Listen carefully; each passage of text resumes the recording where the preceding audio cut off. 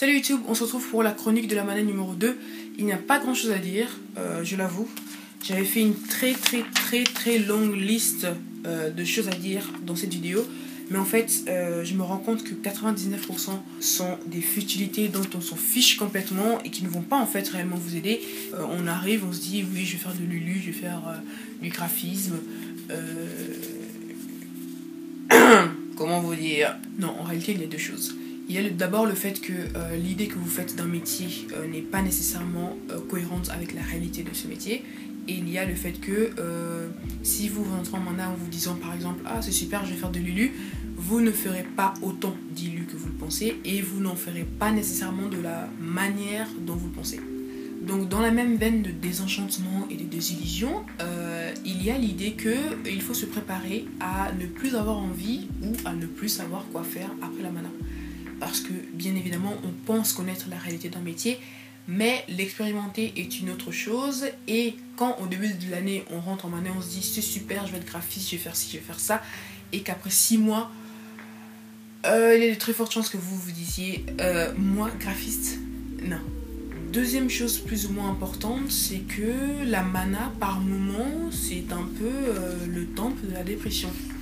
Et je pèse mes mots en disant ça parce que bon, ça n'arrive pas tous les 4 matins non plus, mais il peut arriver d'assister à des crises de nerfs, à des crises de larmes, sous les commentaires sarcastiques et parfois extrêmement déplacés de certains enseignants. Et ça me permet de rebondir sur le troisième point qui est extrêmement important, et c'est même la seule chose dont je voulais parler dans cette deuxième vidéo sur la chronique de la mana. C'est que la mana c'est intensif, c'est dur, mais pas tellement sur le plan scolaire. Parce qu'on va vous dire oui, vous avez beaucoup de travail, vous avez beaucoup de projets, il vous arrivera de faire des nuits blanches ou pas, hein, parce que si vous êtes bien organisé, vous travaillez en cours, il n'y a pas de raison que vous fassiez des nuits blanches. Et donc oui, beaucoup de travaux qui demandent beaucoup d'investissement pour rendre quelque chose d'acceptable. Et donc oui, parfois il faut travailler chez soi, mais ça à la limite c'est pas le plus dur, parce qu'on peut toujours se faire violence pour s'organiser et essayer de travailler au moment où on doit le faire, c'est-à-dire en cours, au lieu de bavarder ou de prendre son petit thé. Le plus dur en mana c'est pas de faire des nuits blanches, franchement pas. Le plus dur en mana et dans les filières artistiques, les études artistiques en général, ce n'est pas la charge de travail que vous allez avoir et qu'il va falloir boucler les choses à 3h du matin la veille, c'est psychologique. Le plus dur c'est vraiment le moral. Bon, malgré tout, il y a des critiques et des remarques qui sont d'ordre technique, parce que vous imaginez bien qu'il va falloir progresser en dessin, faire des choses qui soient plastiquement intéressantes, développer sa sensibilité et sa pratique plastique, comme je le répète toujours, mais il peut arriver, et il arrivera probablement, que vous vous sentiez insulté en fonction des remarques que vous allez recevoir. Et je vous le dis que si vous vous sentez insulté au plus profond de vous, c'est qu'il y a un problème avec la personne que vous avez en face de vous.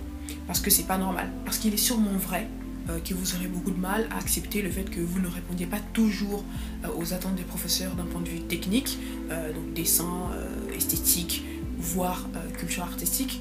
Mais par contre, quand vous en arrivez à vous remettre en question personnellement et à vous remettre en question la valeur non seulement de votre travail mais aussi votre légitimité dans le domaine des arts, est-ce que je suis capable de faire ce métier parce que tout ce que je fais c'est nul? Parce que c'est ça, quand je dis que quand on fait de l'art on se met à nu, c'est ça que ça veut dire. Ça veut dire que non seulement vous allez dire que votre travail est mauvais, mais en plus vous allez commencer à vous dire oh moi je suis mauvais et donc je ne suis pas habilité à faire ce métier, et vous allez commencer à déprimer. Et ça il faut se l'interdire, parce que quand vous sentez se développer des rapports, des remarques ou des choses complètement déplacées, il faut réagir. Votre professeur n'est ni votre éducateur, ni votre parent, ni votre ami ou votre pote.